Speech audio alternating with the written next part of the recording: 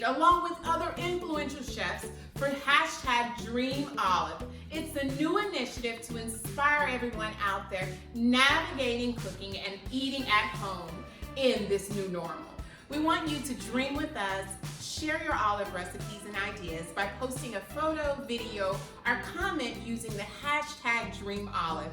For every idea we get, we'll donate a meal to Feeding America's. If that's not special and wonderful, I don't know what is. So we're gonna take the halibut, we're gonna add in some sun-dried tomatoes. Here in this recipe, I'm gonna use the sliced Kalamata olives from Pearls. It is fantastic. It's already, the work is done for you. It's already chopped, so I don't have to do much more. But the first thing we're gonna do is we're gonna season up our halibut with a little bit of salt and pepper. And you wanna do that on both sides. Fresh salt, fresh cracked black pepper. Season it up and take it to a hot pan so that we can sear it and get a little bit of a crust on it. All right, come on with me. I got a little bit of oil, nice sturdy pan. Add in the oil after you've heated the pan. That's always a trick when cooking seafood. Always heat the pan, then add the oil. You just need a little bit to coat. If you do this right, your fish will never stink. Woo! You hear that? Now we're cooking. All right. Fish down. Let that do its thing. Do not disturb it. Allow it to really sear. It's going to do wonders for you. Let's make a little bit of that sauce that's going to go on top of the fish. So I have my olives. I'm going to add in the Kalamata olive straight in. I'm also gonna add in some olive juice. So the juice is gonna be sort of my sauce here, and it already has a good bit of salt from the brine, and that's really gonna help tie this dish together. I have some sun-dried tomatoes that I have just soaking with a little bit of water. I wanna chop some fresh basil. Herbs does wonders for your dish. Don't be scared of it. Add it right on in. One of the things that I love about this specific dish is it's easy, it's got incredible flavor, and it doesn't require much work. We're not cooking anything outside of the fish, and this can also be used not only as a topping for your fish, but as a vinaigrette if you want to do that later. You can add it to chicken, you can add it to shrimp. There's so many other things that you can do with it. So I have a little bit of olive oil tied together. Some fresh chili flakes. And I'm gonna add in some black pepper as well.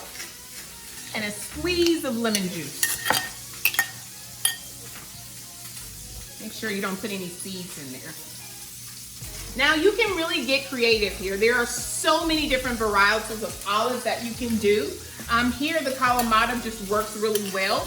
But green olives are amazing with it as well. And if you have not tried, Pearls has an olive stuffed with garlic, jalapeno, blue cheese.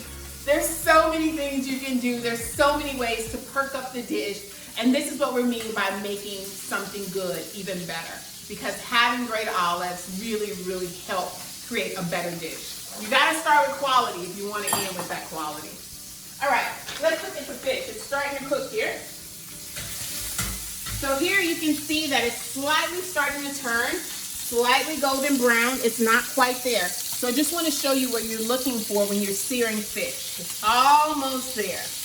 And you can see that it's not sticking at all. You see that? But I want to let it do its thing and I want to let it finish up. 3 minutes on one side, 3 to 4 minutes in the oven, and we're good to go. All right, let's make the pasta. So my relish is done, which is my olives, sun-dried tomatoes, fresh basil, lemon juice, olive oil, all that goodness tied together. Now we're gonna make a pasta dish. Most people do pasta with more of a traditional elbow pasta or some type of pasta. Here I'm gonna use Israeli couscous, also known as pearl couscous as well.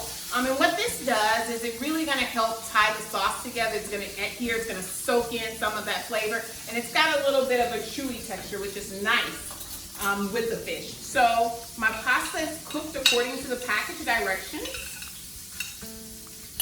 I'm gonna add in some cucumber.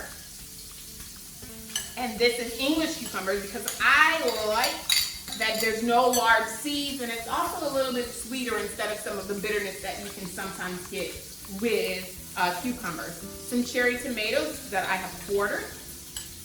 Oh yeah. Some fresh red onion sliced. Gotta add in that beautiful color. It's also gonna add a nice brightness to the dish. And the best part, I am using Pearl's Pitted Medley. This has a mix of olives, green, blonde, Kalamata. So what this one is marinated, and that's sort of that flavor because there's already oregano, there's olive oil in here. It's already a great flavor by itself. When we put it inside of the pasta, we don't have to do too much because there's already a lot of flavor here. Here, I'm going to leave all of it whole because I really want you to get that flavor of the olive. I'm going to add in a little bit more.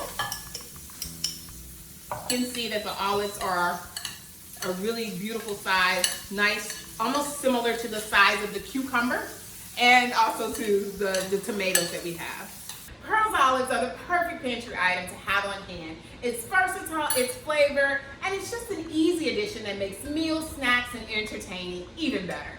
Fish looks great. Fish is ready to turn. So I'm gonna show you now. I have my fish spatula, and I'm just gonna flip the fish. And you're gonna see that beautiful color. Oh my gosh, look at that.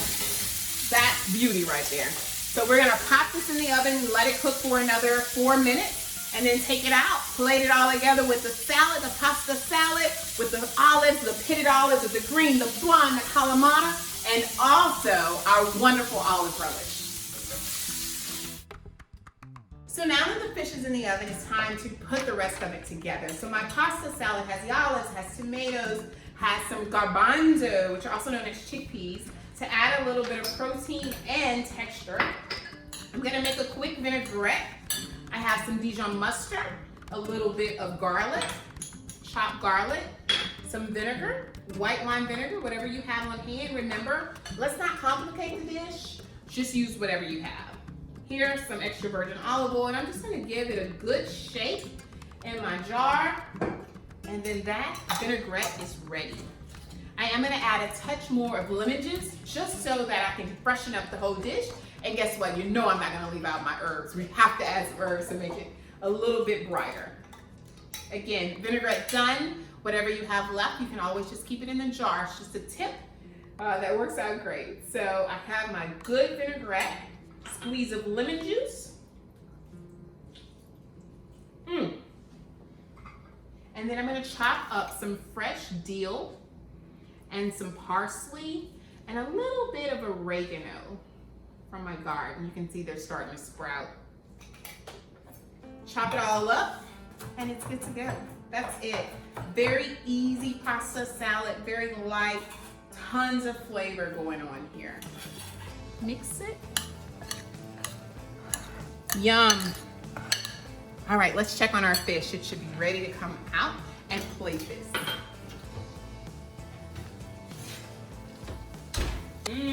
Fish is ready. I'm going to add my salad on the bottom with all of those wonderful green Kalamata, blonde olives, some chickpeas, piece of Pan Seared Halibut right on the top. And we cannot forget about our olive relish that's just gonna beautifully round out this dish.